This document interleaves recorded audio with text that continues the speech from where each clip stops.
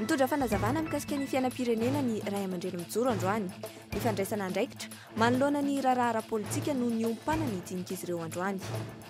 Andray fepetra ny mpitatitra amin'ny zotra 170 amin'ny herinandro avy io. Tseken'izy ireo ny fanitarana ny lalan'ny zotra 770 tonga hatrany Ambatomaro.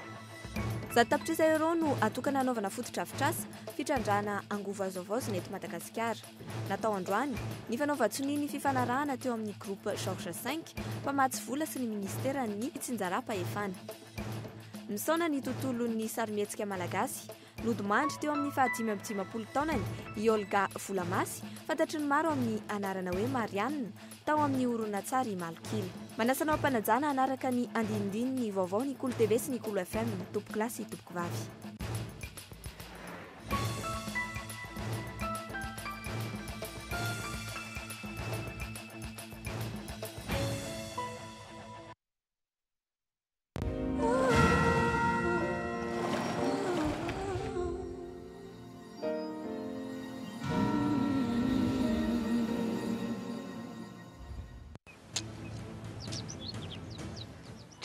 Faino ty malasa saina dady e? Tena kita ary domona, kivy amin'ity politika ity. Tsy hitaka an'izay kandida hovidiana amin'ity fifidianana solombavam-baoko ity. Fa nga moa sy fantatra le hoe John Nelita anarandry ary malala ary John. Tanora samandray andraikitra hampandrosantsika eto Tsimondrano. Tolo-dalàna mamaly etaetantsika ngeny hoe teneny amin'ny aterimeram-pirenena e. Efa imbetsaka izay ny ona tamin'ny fa tena mahavelo-panantenana tokoa ny programa arosony. Ay, izany ka tanora. Resy lahatra fa John Nelita no vidiko amin'ny 20 Desambra. Fanasina ho fampandrosona na Tsimondrano.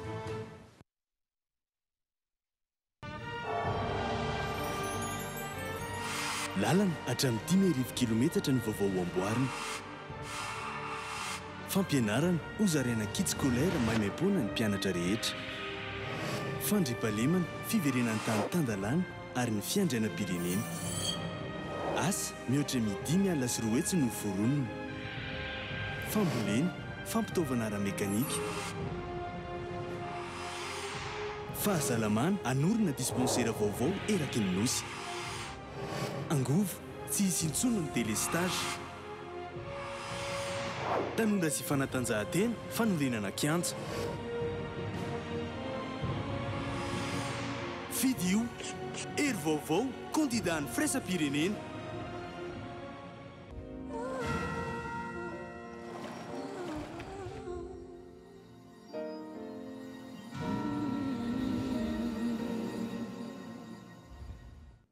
Ankafaliana indray no hiaravananao tompoko lahy sy tompoko vavy tonga tao anatin'ny fotoana ny fampalalam-baovao isika amin'izao fotoana izao. Asaina hampanajana ihany koa ianao hanaritra hita izany hatramin'ny farany. Vaovao mahakasika ny lafin'ny fiainam-pirenena no hoentsika hanombohana ny fampalalam-baovao amin'ity takariva ity. Nitondra ny heviny androany ny fiarahamonim-pirenena avy amin'ny Ray aman-dreny mijoro. Raha ny tsapa sy ny hita dia somary mitongilana ity fiarahamonim-pirenena ity. Nanambara izy ireo fa tsy dia hitondra fanovana ny kandida izay mandrabiraby amin'ny vola. Noho izany dia tsy hisy ny olana mandritra sy aoriana ny fifidianana satria ny fifidianana mangarahara ary eken'ny rehetra no trandrahana ny vahoaka raha teo hoy ny Ray aman-dreny mijoro dia efa leo ny disadisa izay misy fanampanazavana no arantsika.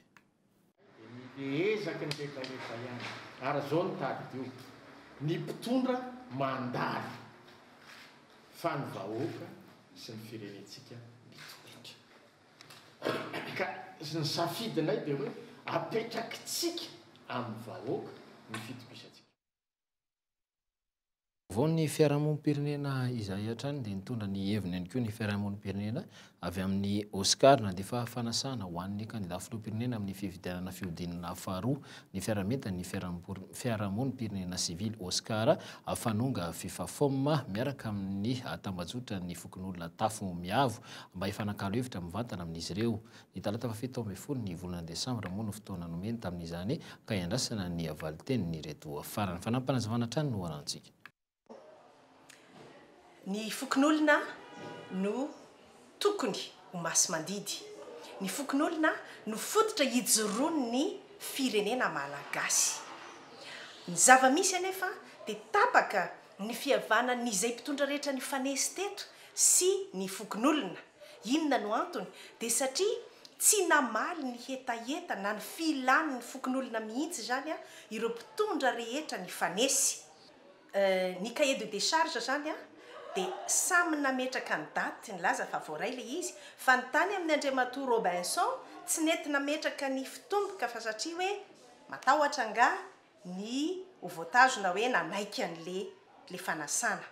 Matoa zany le izy tena tsy tonga ao ampotitsofony zareo dia efa tena mini manampy-tsofina tsy te hijery ny fokon'olona izy dia anjara ny fokon'olona ny manapa-kevitra, anjara ny fokon'olona ny mahafantatra izay toerana tokony ho asian'ny tongony amin'ny fotoana ny fifidianana. Fa amin'izao fotoana izao mahakasika indrindra sy manoloana ny raharaham-pirenena izay misy indrindra akatoka ny fifidianana ny fihodinana faharoa amin'ny fifidianana filoham-pirenena sika amin'izao fotoana izao dia manambahiny ny fampahalalam-baovao ny Cool TV sy ny Cool FM tsy iza moa izany fa Ilivana Andriamiaja izay ingénieur mahakasika indrindra ny lafiny fanisana zany na ny antotanisa miarabanao tompoko. Miarabanao ihany koa. Fa fanontaniana voalohany dia ny azo ambarano amin'izao fotoana izao dia samy mahazendana ny olona sy mametra-panontaniana ihany koa amin'izao fotoana izao ny mahakasika ny fiainam-pirenena aoriana ny fifidianana apetrako aminao voalohany ary amin'ny hoe ingénieranao izay mahakasika ny antotanisa zany hoe ny lafiny ekonomika kokoa no iompanatsika dia ny fanontaniana mahakasika an'izay hoe aorian'ny fifidianana izay hoe dia tena hiverina tokoa ary ny famatsim-bola ho an'ny Madagasikara izay efa anisany takiny sy vondrona iraisam-pirenena moa ny ahafahan'ny Madagasikara ny manatanteraka fifidianana madio sy mangarahara ary kely rehetra mba hiverenana izay fanohanana eo amin'ny sehatra iraisam-pirenena izay. Ny mpamatsy vola moa zany Yanikaja dia raha dinihana tsara dia zareo mihitsy no mitarika ny politika any Madagasikara aty fa nefa rehefa tena dinihana za mino sady matoky fa raha toka mbola tsy ny malagasy mihitsy no mitantana ny lafiny hoe finance dia mino fa zay angamba tsy ampivoatra ny firenentsika hifidy an'ireo solombavavoaka mantsika atoato solombavavoaka dia amin'ny akapobeany dia ny projet de loi avy amin'ny gouvernement no lanin'izy ireo zany hoe andaniny loi de finance publique koa nefany mino ako fa na ny finance publique ary maro ny député milatsaka tsy mahafantatra an'izany akory sady tatoato Madagasikara firy taona laza zay efa nanao le hoe budget de programme zany hoe tsy budget tsy annuité any finance publique antsony ampiasaitsika fa ao anatin'ny moyen terme zany hoe 3 ans zany ny budget voatentsika nefa ny raha mandinika ny fampilizakevitsika kehitr'io dia ny zareo mbola resaka hoe hifidin'ny loi de finance amin'ity taon'ity ihany ny atao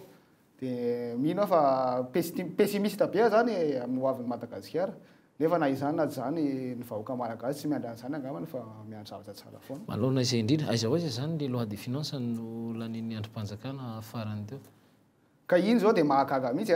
hoe ny ao amin'ny membre ny antenimieram-pirenena sy nireo amin'ny tetezamita nandany loi de finance tsy haiko na 20 andro zareo nandany azy teo nefa ny ao amin'ny senita sy ny olona mampiasa an'ireo logiciel amin'ny fifidianana 2 andro fotsiny ny formena dia zany hoe misy tena contradiction zany ao amin'ilay izy hoe inona marina ny hoaiza marina ilay atsika ity satria raha fandanim-bola aloha dia betsaka nefa ny tsy miaipaiky amin'ny vahoaka sy ny zany hoe betsabetsaka koa ve zany ny gapy amin'ny taona ho avy taona 2024 any Madagasikara sarotra amin'ny elan'izany fa dia ina kokoa no mety hitranga ao anatin'izay mety hitranga mety tsy haritra hatramin'ny farany ve le filoha izay tantana ho avy tsy any angamba resaka fa za mino hoe ny filoha avy eo mety hanova zavatra na iza izy fa zao fotsiny hoe efa niova ny rafitra iraisam-pirenena momba ny finance publique zany hoe tsy budget ny principe ny annuité ny budget tsy zay intsony fa efa à moyen terme zao ny budget cadre de dépense à moyen terme de l'État zany hoe raha tsika te hivoatra ny député mety ho lany eo mila ampianarina koa hoe ohatra zareo tsy herin-taona ntsony ety budget voatentsika ity fa misy réforme dia misy évaluation isaky ny mandeha io ary ny olantsika dia tsisy re ingénieur resaka taremarika manaraka an'izay fa manao navigation aveugle tsika dia ka izay mihitsy ny tiako antanina ao anatin'izay rehetrarehetra zay zavatra moyen terme daholo zany hoe ao anatin'ny fotoana vitsy avokoa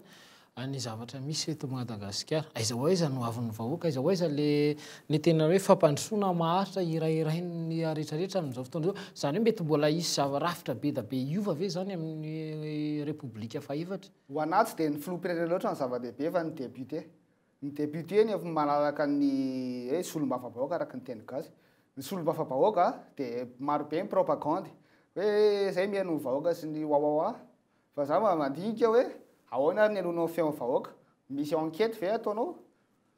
mitsapany hevitra ny vahoaka ahoana fomba ataonao zany hoe ny teknisianina manao an'izay mihitsy tsisy raha zany tsika mandeha anjabany fotsiny dia no avitsika mandeha anjabany fotsiny tsy resaka fotsiny ahako hoe fa zao kosa aloha Madagasikara isaky ny misy crise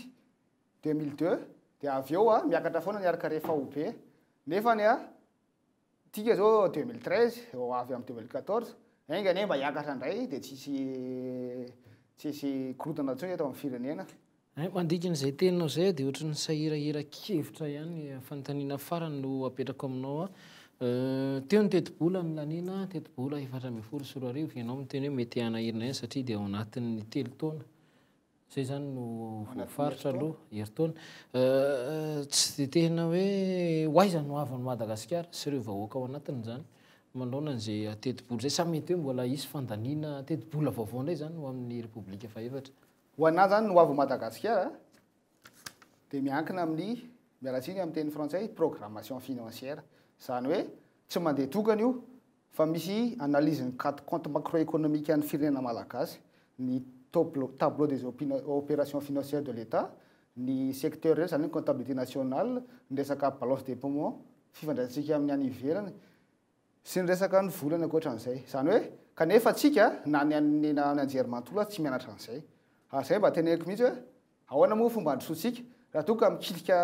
ohatrany hoe kilika mialatsiny amin'ny teny frantsay paramètre ray tsika dia nefa misy fiatraikany amin'ny paramètre ray raha mikilika resaka taux de change ianao dia anovanoavitsika iny zany hoe atoato zany mety ho tsara le firenena mety ho tsara mety hoe arikarefa ho be mitombo mety ohatra zay fa ny resaka fiatraikany amin'ny vahoaka avy ahoana zany hoe reo député reo mihitsy manana ny tena lakle any ho avitsika io dia ingane ny député mba olona manam-pahendrena sy tena olona manana ny hoaviny rehetrany isaorana ianao Aliva Andriamanja zay ingénieur mahakasika ny lafiny antotanisa moa hanovaintsika teto amin'ny fampahalalam-baovao any Cool TV sy ny Cool FM amin'izao fotoana izao raha ny resaka zay nataony teo dia somary miopana bebetsaka kokoa amin'ny lafiny teknika zay tsy hazava velively moa amin'ny vahoaka malagasy ny fanazavana teo fa hoezahantsika ihany hofitinina satria dia nisy ny teti-bola zay nolanina tamin'ity ataona 2022 ity zay mipakabetsaka ao anatin'ny fampandrosoana ho an'ny taona vaovao saingy tsy mafy kosa ny fitantanana amin'ny taona 2022 raha ny marimarina kokoa dia ireo zay nandany ity volavolan-dalàna ity ao amin'ny teti-bola 2022 dia tsy hijanona intsony tantana mandritra ny taona ho avy izany fantaniana mipetraka dia mbola isy hoe zany araka izany ny fifidianana ny volavolan-dalàna manaraka ho avy indray ho ataon'ireo solombavambahoaka sy ny senatera vaovao izay hipetraka tsy Tsimbazaza sy tsy Anosy zay ny makasika iny vaovao iny fa hotoizantsika kosa makasika ny vaovao ny fampelezan-kevitra ny fampahalalam-baovao ny Cool TV sy ny Cool FM nitety ny fandray mivantana tamin'ireo mponina Mbatomaity sy Anjanahary ny candidat solombavambahoaka eny amin'ny boriboritany fahadimy ny candidat laharina fahatelo amby roapolo Ramanatsoa Simon hoazy dia ny fanampiana ireo mpiarabelona no tena imasony na dia tao aza ny hifidy ny natao hifidy ny lalàna aza ny solombavambahoaka araka ny fanazavany tamin'ity androany ity moa dia nisy ny fitondrana ihany koa ny takamo fametana ny takamo no marimarina kokoa teny amin'ny lalakely miazo ny manjakara iny fanadiadiana no arantsika Ramanatsoa Simon fantatry ny maro tamin'ny fanampiana ireo mpiarabelona sy tanora teny amin'ny boriboritany fahadimy na dia natao hifidy lalàna aza ny solombavambahoaka dia manana ny vinam-piarahamonina ihany koa ny tenany anisan'izany ny fitsinjovana ny zanaky ny madinika amin'ny alalan'ny fananganana EPP ny anivon'ny Fokontany tsy adino ihany koa ny lafiny ara-pahasalamana dia ny fanomezana CSP2 ny Fokontany eny amin'ny boriboritany fahadimy ny tetin'ny Fokontany dia tsy Mbatomaity sy Anjanahary ny kandidat laharana fahatelo amby roapolo Ramanatsoa Simon tafa mivantana tamin'ireo vahoaka tsy ankanavaka izany satria dia notetezana avokoa ireo tsena ny tafa tamin'ny mponina ataon'ny Ray aman-dreny teny amin'ny Fokontany nitety azy ireo ny tenany hoe androm-panjakana mpanao lalàna izany anteny mirepirenena izany na izany naty izany aza nefa iza ny tenako manokana dia efa zatra niaraka tamin'ny vahoaka mahafantatra ny olana mihitsy eo anivon'ny fiarahamonina tamin'iza mbola be ny tanàna moa zany dia tena fantatra tsy priany mihitsy hoe inona zavatra mampiangaitahitan'ny olona ary za na fikambana zany na ny Fokontany zany manana projet isan'le mpitaridalana azy ary tena hoe manery mihitsy ary any amin'ireny ministera zay mpanatateraka zany fototrafitra zany ny zavatra olana ihany ko zany zao indrindra fa tanivon'ny firasana fahadimy zavatra hitako zany a dia amin'ny resaka ara-pahasalamana mahagaga fa hoe ngeza be ty fito amby roapolo tany a izy angamba no be ponina indrindra ato anatin'ity commune urbaine Tanarivo ty fa anankiray fotsiny CSP2 ka zany CSP2 kare zany a raha ny tena marina rehefa mahatonga amin'ny toerana zay dia tena hiady ary angataka mihitsy hoe mba mila ampitomboana miteti-bola ho an'ny ministera io a mba ahafahana mahatonga zany fotodrafitra zany satria mijaly ny vahoaka reo hoe any Soavinao Sandro a ho tia nala mahitsy. No ny fahatsapana ny fijalian'ny vahoaka no nanosika ny Ramanantsoa Simon larana 7 ao amin'ny boriboritany 5 irotsaka hovidiana otsolombavambahoaka. Maro ireo mponina na ihany koa tanora ny tonga nanatona azy raha toa ka mila fanampiana. Nilaza ny kandida larana 7 Ramanantsoa Simon fa mivomy tanatana ho an'ny rehetra ny varavaran'ny tokantranony. Tsara fa ao anatin'ny herintaona misy 12 volana tsy zay 12 volana zay akory no anaovana lalàna andrafetana lalàna tsy akijanony fa mba misy volana vitsivitsy ahafahana mba manatanteraka asa zay mahasoa ny mpiarabelona mahasoa ny vahoaka ao anatin'ny fatra misy any teny za manokana dia miteny aminareo ary mametokanareo a efa zatra zany a hitaroka hevitra hitady lalana anampy anareo indrindrindrindra amresaka hoe fotodrafitra zany a talentatsika no mikaroko an'izany efa be tanàna teo aloha zany toerana nanaovana be tanàna zany a amin'izao fotoana zao izy no tao hoe vitsim-ponina indrindra ny distrikta Manjakandriana efa manana lycée fara zay tena tsara zay. Kandida mahasamteny raha ny kandida Ramanantsoa Simon raha ny fahitana azy nandritry ny fotoana ny fampelezan-kevitra nataony. Vonona ny hiado ny mponiny amin'ny boriboritany 5 izy efa mipetraka teny nandritry ny taona maro. Fanomezana asa fanatsarana ny fitsaboana ny fandriampahalemana ny loha laharina ho an'ny kandida solombavambahoaka laharina 12 amin'ny boriboritany voalohany raha lay Motra Petera izay miaradia amin'ny malagasy miaraminga na ny MMM. Fitondrana fomba fiasa vaovao hiarovana ny feon'ny vahoaka ny anivon'ny parlemanta araka izany ano antony irotsahany ho kandida. Vonona ny tenany moa hijery akaiky ny fandaniana sy ny fampiarana ny lalàna velona misy eto Madagasikara. Ny lalàna mahakasika ny havitsinjarana ny teti-bola-panjakana kosa ano tena nasongadiny tamin'izany fanampana zavana. Apiatra reo lalàna izay voafidy amin'ny teti-bola-panjakana arak'ireo ministera izay tena ataontsika hoe clé zany raha izay ny azo lazana azy amin'ny fanasoavana ny fiainam-bahoaka amin'ny ankapobeny. Noho izany dia tsipiko aminareo izay any amin'ny tokantrano tsirairay aby aza misalasala sontsika 20 Desambra anovotsaka ny vatsika ho an'ny numéro 12 larana fa 12 raha lay Motra Fity Petera 12 zany ny mpianatro veso izy fa 12 any amin'ny lakle any amin'ny Petera lakle izay nomeny ny président ajo anasoavana ny fiarahamonina amin'izao taona hiatsika.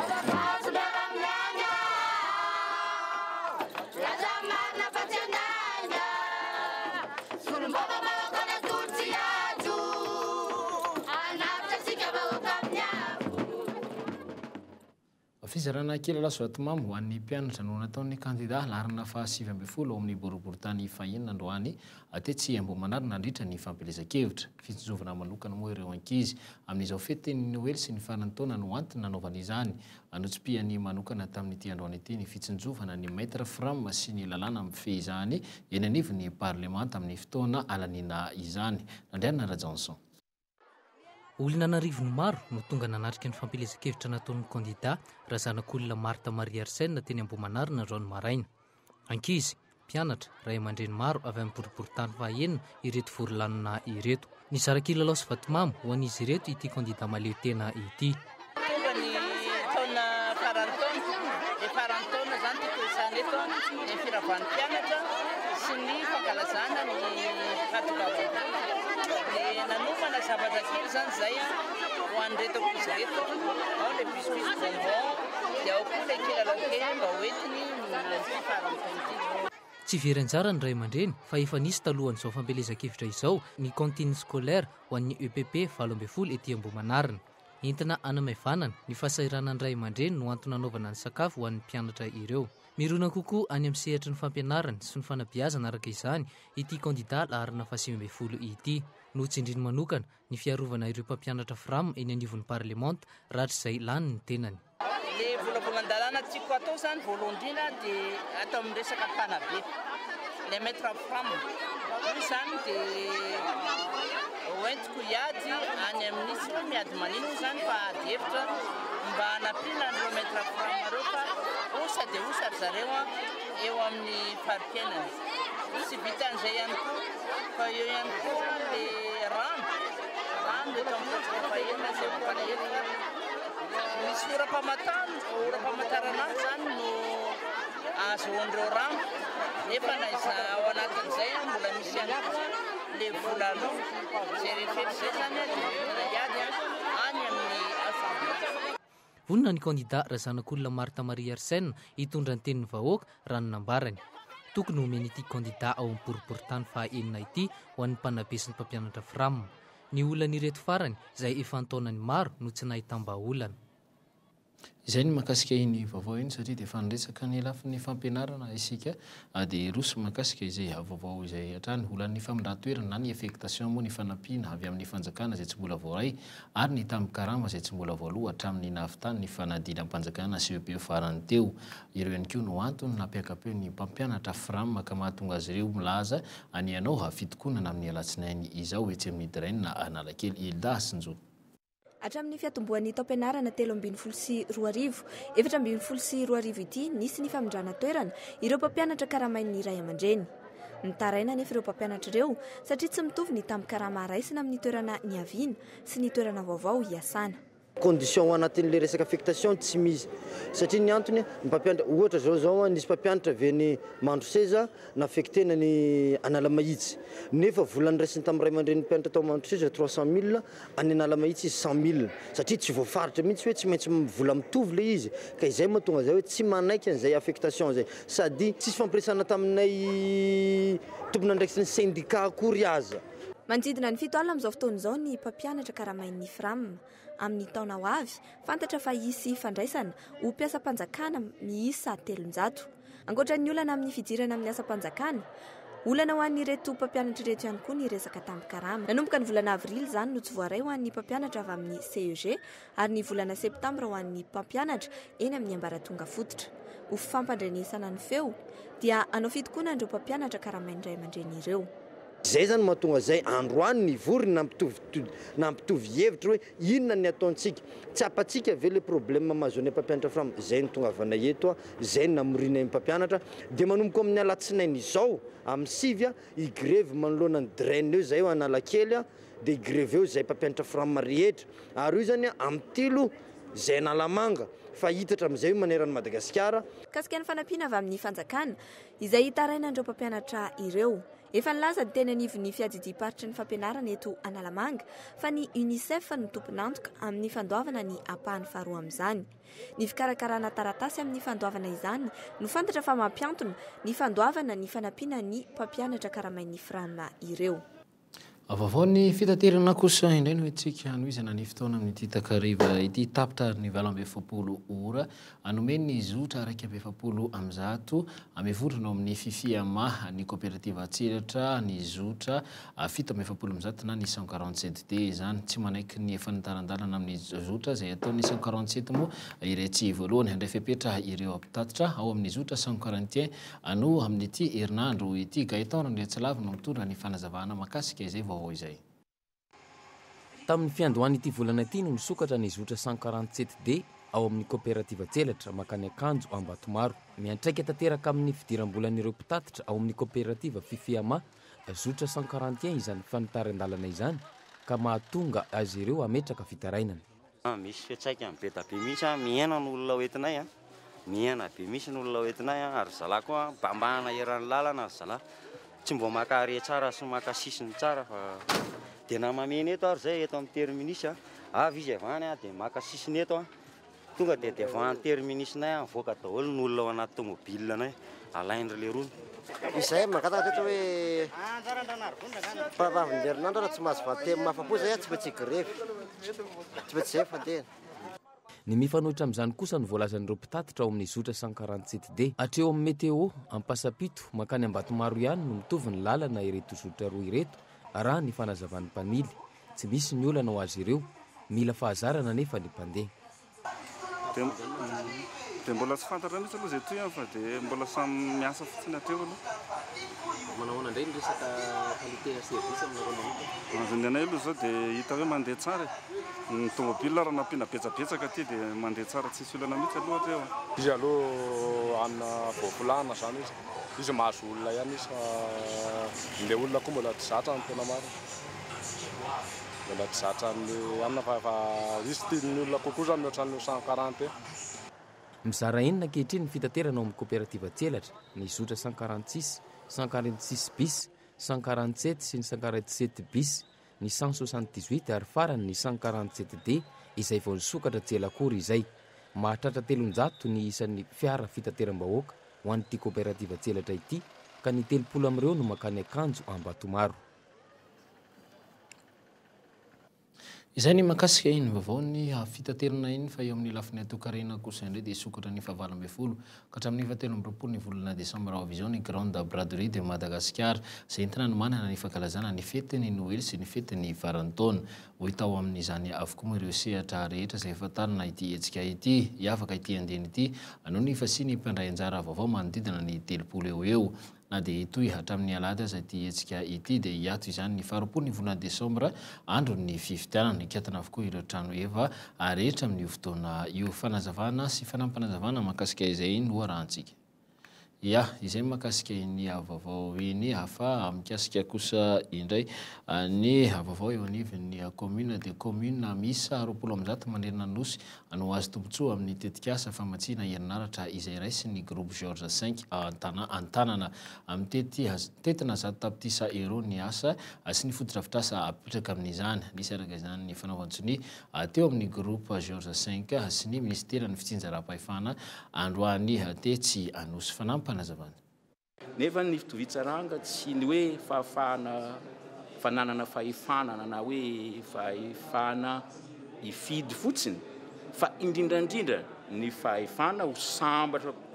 kokoa noho ny omaly ka sarotra be ny andinian'io fahasambarana io raha ny sasany ato efa mandeha tomobilina ataontsika hoe sasany efa manana roplanina manokana ho azy ny sasany na dia ny jiro ianaran'ny zanany manomboka amin'ny 9 fotsiny tsy ananany zay tsy fitovitsaranga zay no ady heverina fa ady tena tokony ho atao tsy ilana fanantenana be zay fampanantenana be zay zavatra fa ilana fanaovana ilana asa. Fomba maro moa araka izany azahoana herinaratra madio araka nambaran'izy ireo dia eo ny masoandro ny rivotra ary ny rano na ny faky ihany koa dia ahodina ho herinaratra avokoa izany mahatratra 12 tapitrisa any malagasy ankehitriny tsy ampy 5 tapitrisa kosa no manana izay herinaratra izay. Vaovao ny kolotsaina kosa indray dia misaona ny tontolon'ny sarimihetsika malagasy namony Anomaly Zoma fa tamin'ny 2010 teo amin'ny 15 taona ny mpilalao malaza fantatry ny maro amin'ny solona anarana hoe Marianna na i Fatima na ihany koa Volamasy Olga tampoka ho an'ny mpankafy ny sarimihetsika jiabijiaby ny Malkila ity fahafatesany Arianna ity lavy ny andrarezina izy no amiana izy ihany koa no azo amiezana ity vona miatra amin'ny tontolon'ny sarimihetsika ity taorinan'ny iray lola i Marianna indray kosa no lasa raha ny fantatra dia aretin'ny diabeta no nalavo ity andrareziny sarimihetsika malagasy ity hanymajanga moa no andrasana ny vatamangatsika ny ity olomanga ny sarimihetsika ity alohan'ny itondrana azy any atandrazany dia tsy aiza moa izany fa atsy majanga atrano fanampanazavana atrano no arantsika. Nanomoy mpilalao mpiara-miasa anankiray ny ekipan'ny Scoop Digital indrindra moa zany mpilalao tao anatin'ny sarimihetsika Malkila dia i Marianna izany fantatritsika amin'ny anarana hoe Fatima ihany koa tao anatin'ny orinantsary jiabijiaby ary Volamasy Olga teo amin'ny 15 taonany noho ny tsy fahasalamana izay nahazo azy efa tao anatin'ny 2 taona izay ary dia izao izy ndao ny fahafatesany izao omaly ariva tamin'ny 5 everiko fa banga sehatra anankiray na banga olomanga iray isika mpankafy sarimihetsika malagasy kanefa matoky fa isika rehetra hiaraka ifanometanana hanoana ny fianakaviana ny zanany izay nitaosin'izany lozan'izany reny malala izany ho an'ny scope digital manokana dia mirary koa izahay finoanana ho an'ireo raitaposin'ny fianakaviana ao anatin' itony sarymetsika itony moa dia misy hatrany anjara ndraikitra izay raisy ny mpilalao tsirairay avy ny any Marianina izay efa nambara teo fa lasa nojomandry dia ny toerana izay somary sarotony no tazominy tao anatiny izay sehatra ny sarymetsika izay tsy mitovy amin'izay kosa izy amin'ny andro andavanandro. Ny sampana fampalalam-baovao ny Cool TV sy ny Cool FM kosa dia mitondra ny fampiononana feno ary mirandro fiononana ho an'ny fianakaviany Olga Volamasy no ity vona izay manjo ny fianakaviana ity. Eo amin'izay tontolon'ny kolotsaina izay hatrany dia miaratsy ny rivotra iainantsika atsao ny tontolonao ho tsara ny ampitso ireo no sombony ny afatra ao anatin'ny hira maitso arovy izay nentiny Andriantsoa Arthur Ranjaonarisolo naomby ihany koa ny mpitsaraka nahatonga azy teo amin'ny toerana voalohany tamin'ny fifananana hira maitso tamin'ny fahavalo ny volana Desambra lasa teo tetsy amin'ny CGM Manalakely narindra nandrianomanana. Olotsotra sy betsika tia mozika ary mizara izany amin'ny manodidina ny tontolon'ny kanto. Mamorona tsy mijanona, tsy afaka amin'ny fiainany andry izany hatrizay 12 taona nitendreny izay. Mbola tsaroa ny fiarana tamin'ny mpanan-kanto tamin'ny taona 2000 ka mbola tsy tapaka ny fifandraisana hatramin'izao. Matetika manko nena misy zavatra anankiroa mitranga ilay izy. Matetika misy hoe commande mihitsy ilay izy. Olona anankiray mikomandy anao izao mahafinaritra anahy. Dia matetika ny sasany indray misy fotoana hoe za mihitsy manao an'ilay hira dia vita hoe tsy ho an'izaniza aloha ilay izy fa vita efa anina amin'izay fa hoe ianona ny tokony hiran'ity hira ity. Ny fifananana hira maitso no sehatra nafahany andry naneho ny talentany eo amin'ny fanaratana sy ny famoronana ny hira arovy. 3 taona no mipetraka tato amin'ity efitra ity, andaniny andro ny fotoanany ilay hira natongavany tamin'ny toerana voalohany. Tovolahy sarotiny amin'ny tontolo iainana ka nitondra izany ankira raha efa nikorina tao amin'ny rano hatrizay ny famorona-kira. Ny asa moa zany mpitendry dia mandeha tournée ihany dia marary fo isaka mandeha tournée satria mainy atsy mainy roa dia misy koa nefa ny tsara be izay ale rehetrarehetra zany misy koa ny tsara hoe tsara be ny paysage tsy sarotra ny namorona le satria efa zavatra hita sy efa zavatra miseho so zavatra tiana koa dia tsy hitako hoe sarotra hoana tsy dia mila hoe aingam-panahy fa zavatra miseho no nataoko tao anatin'le izy.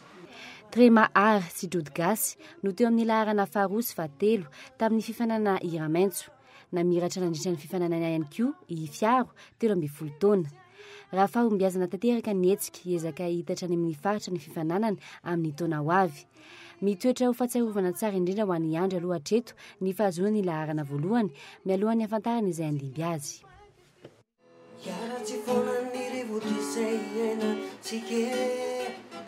Simbasimbaina tsisy andro ny tontolo misy izao anio miteny aminao atsao ny tontolonao isivatany zanatsika.